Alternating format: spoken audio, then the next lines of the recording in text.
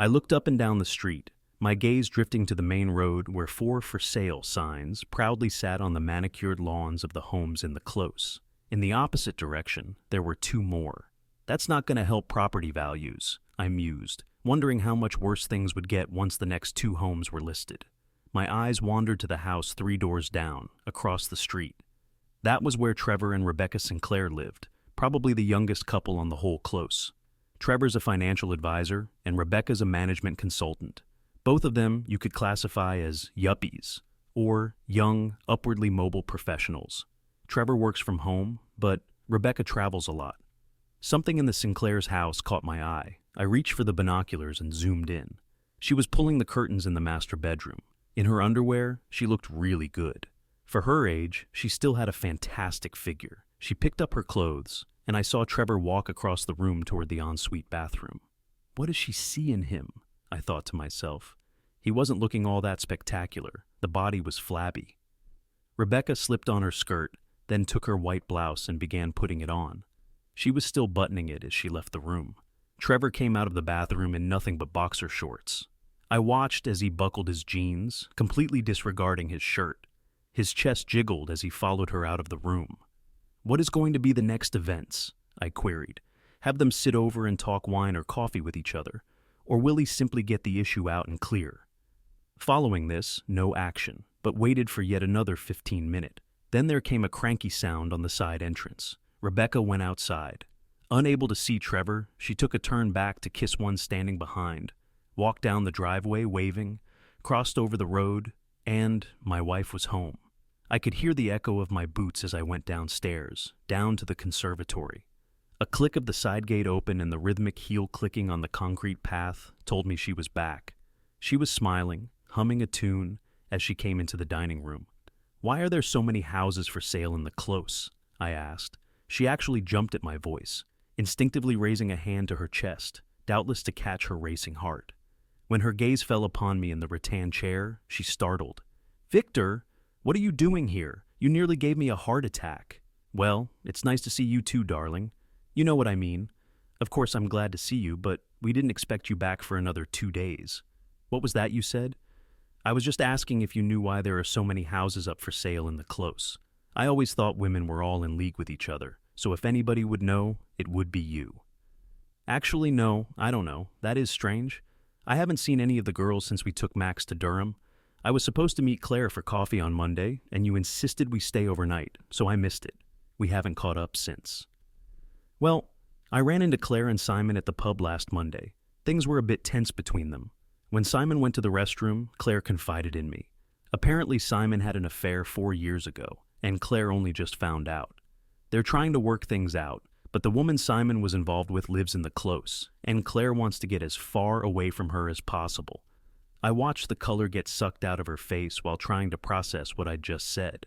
"You see this so much in my line of work. The guy you're interviewing thinks you don't know that much, so you just let him get a little too comfortable with his answers. Suddenly he's on shaky ground, your mind racing trying to figure out how much you actually know." She froze for a second and then started twirling her hair around her fingers. "Don't you think it's peculiar that Claire should have confided in me and not you, her best friend Vivian?" She shifted uncomfortably. "Well, now that you're home, I'd better start dinner, unless you'd rather go out." She walked towards the freezer, stopped midway, then turned to glance at me again. "Victor, what on earth are you wearing?" I got to my feet, tugging the top of my one-piece leather suit up over my shoulders and slid my arms into the sleeves. I twirled around in front of her, arms extended out. "Do you like it?" I thought the colors were especially fitting, red, white, and blue. Quite patriotic, don't you think? Queen and country and all that. She looked at me over an aimed brow, unimpressed.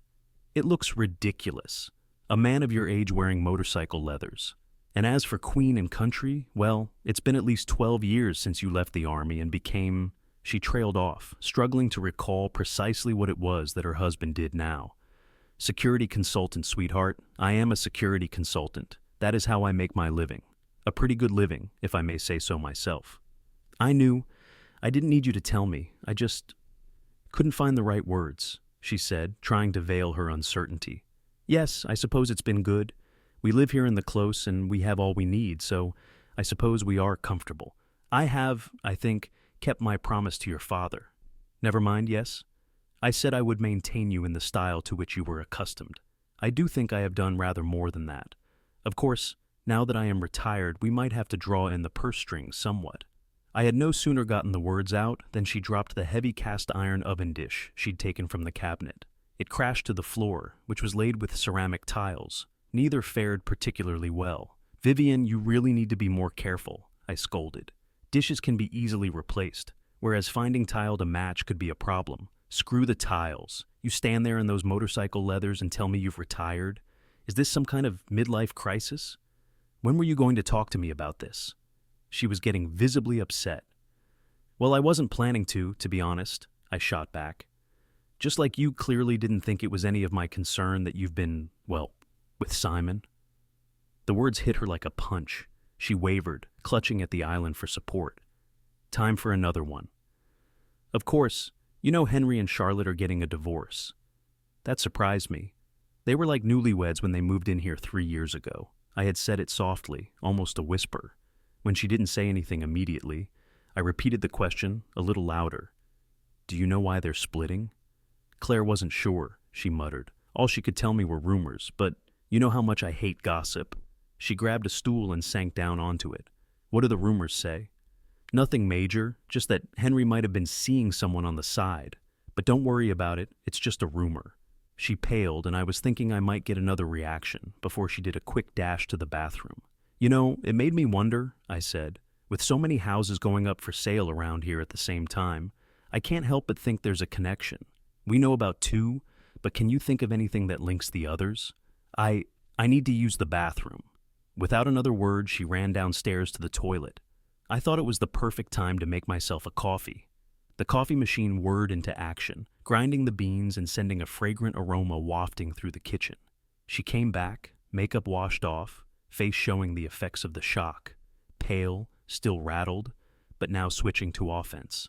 "I thought you'd have taken that ridiculous suit off by now," she said, eyeing me up and down. "Why? I'll need it again soon." "So, there's a bike to go with it?" "It's not just any bike, it's a Ducati Panigale. It can top more than 160 miles per hour. Why would you need something like that? The speed limit is 70. Oh, I get it, it's for compensating for your other problem. I've heard men buy muscle cars when they can't perform anymore." I couldn't help but chuckle. "As I said, I'm retiring. I need something to replace the rush of jumping out of an airplane at 10,000 feet. "Oh, come off it. You're a consultant. Consultants don't jump out of planes." "Well, it's all a matter of perspective. Some prefer to call us mercenaries or soldiers of fortune." "Security consultant just sounds more polished, don't you think?" Her mouth hung open, staring at me in disbelief. "Are you telling me you've been working as a mercenary for the past 12 years, and I didn't know about it?" "Because you never wanted to know. You didn't ask. Do you really think anyone in my position spends months on end in African countries just pushing papers? I deal with government's training, restructuring armies, and yes, fighting. War's been privatized, sweetheart. Whenever a government needs a job done but does not want the fallout, they call people like me. Did you never ever wonder how I sustained some of my injuries? You said they were accidents. They were. You don't think I went looking for trouble, do you? But you broke your leg in Cape Town. You came home on crutches. Yes, I did. A compound fracture. But it wasn't a car accident. Let's just say shrapnel wounds have a way of looking similar. I watched her process all that was struggle. At some degree, a comfortable life with reality I just shared. For 20 years, I had shared a marriage with a stranger. For 8 years, I was who you thought I was. But the question is, are you the woman I thought you were? It would appear not, I said, watching her reaction closely. She protested, her voice rising. Hold on a second. You can't blame me for seeking a little comfort. It's not like I'm getting anything from you. I've never held your problem against you, not once. And I never even brought it up. I'm only human, Victor. I have needs you haven't met in a long time.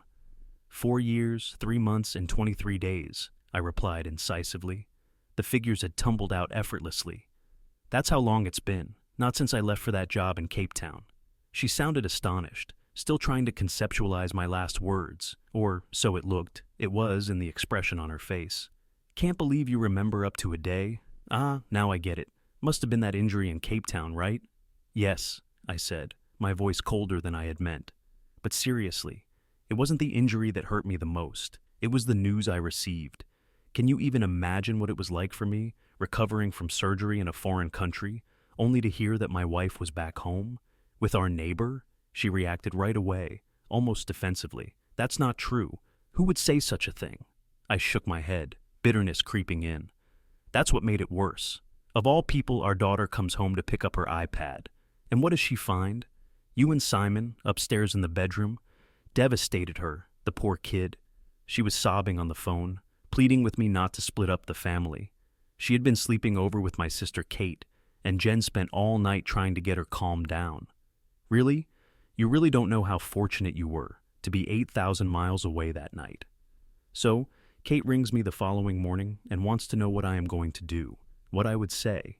And when I'd come out from the hospital, well, by that time, I knew I will never touch you like a husband ever.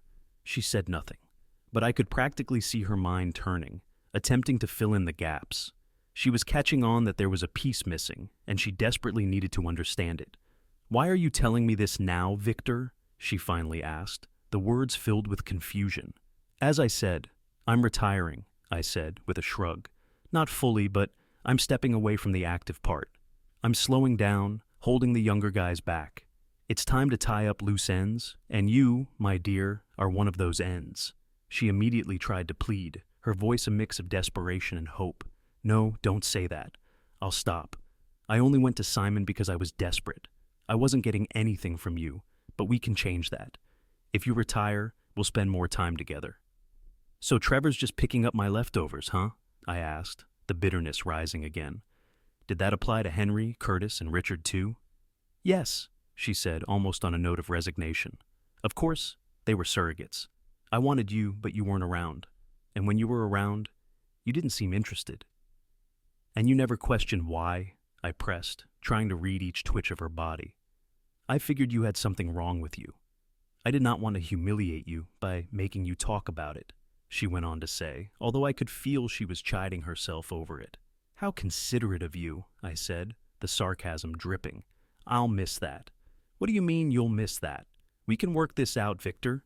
We'll get counseling," she suggested, her voice shaky but filled with hope.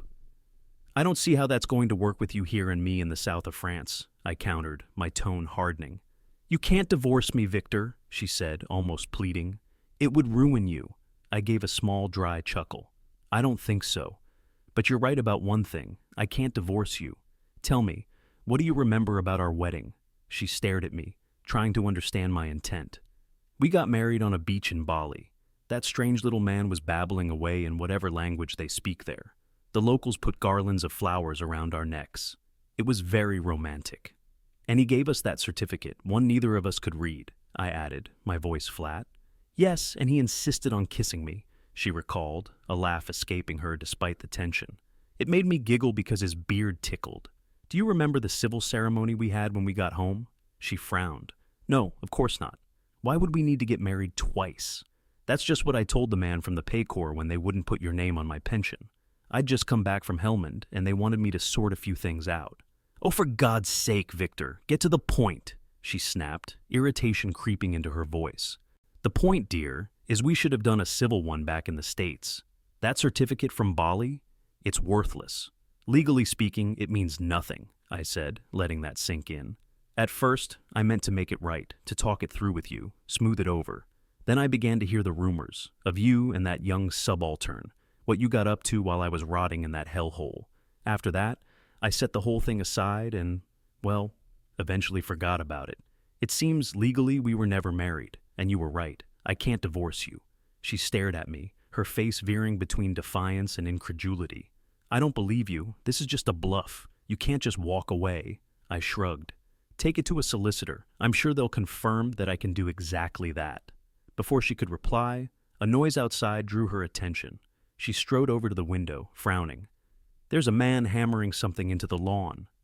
"Ah, that would be the estate agent's board. Stopped by their office on my way here. Listed the house for sale. I don't need it anymore." She went white.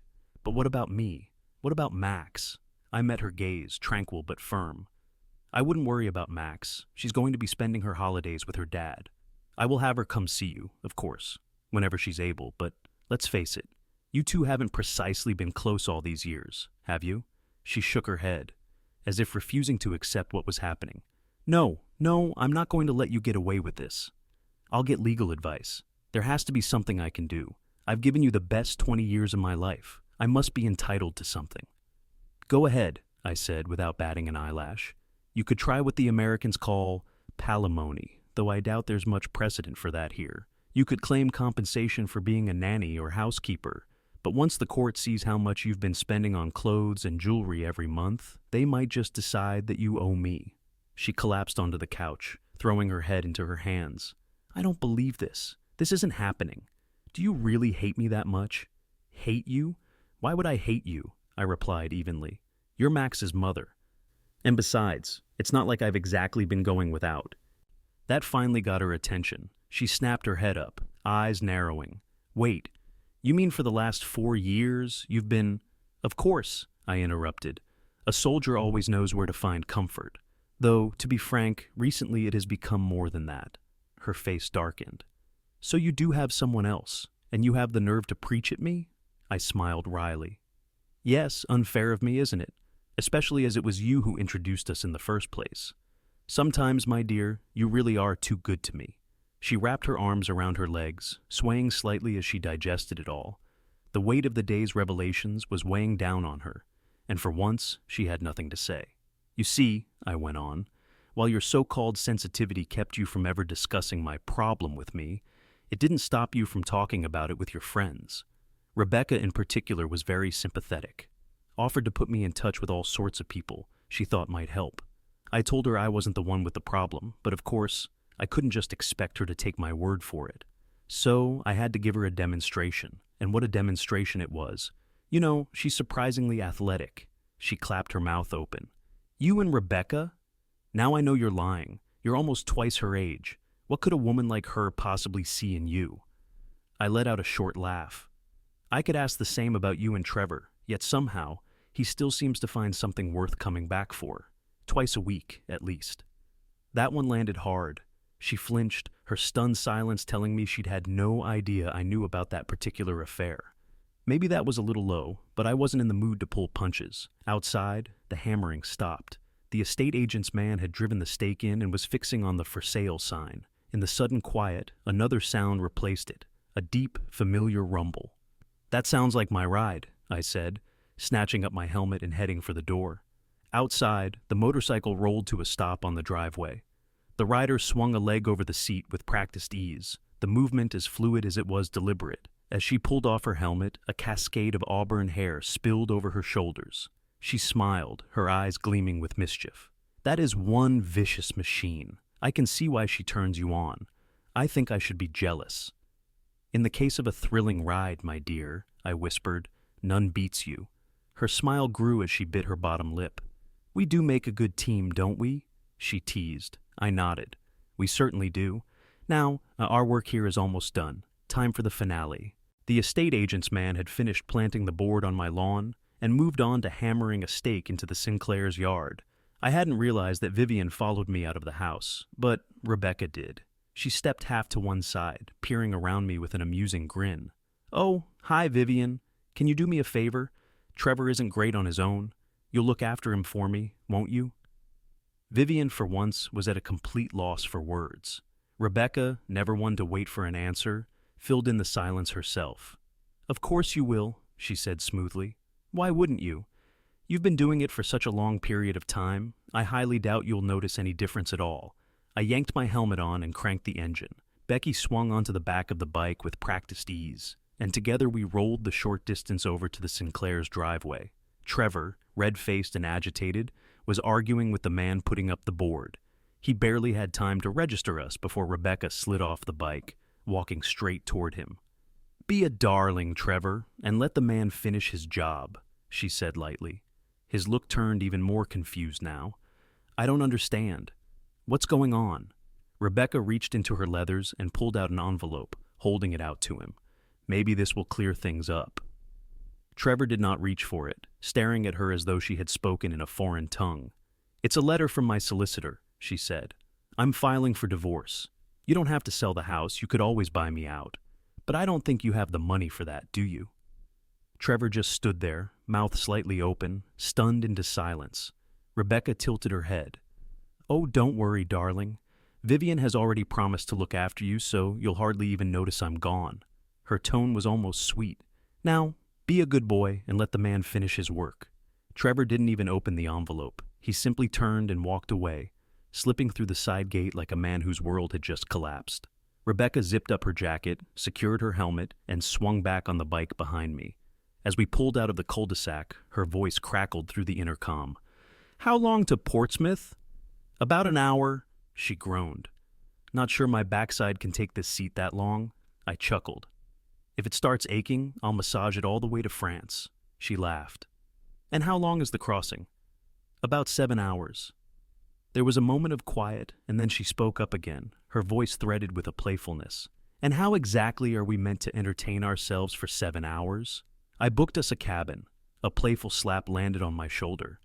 "You are a very naughty boy, and I love you." As she wrapped her arms around my waist, pressing her body against my back, I knew without a doubt this day had been worth the wait.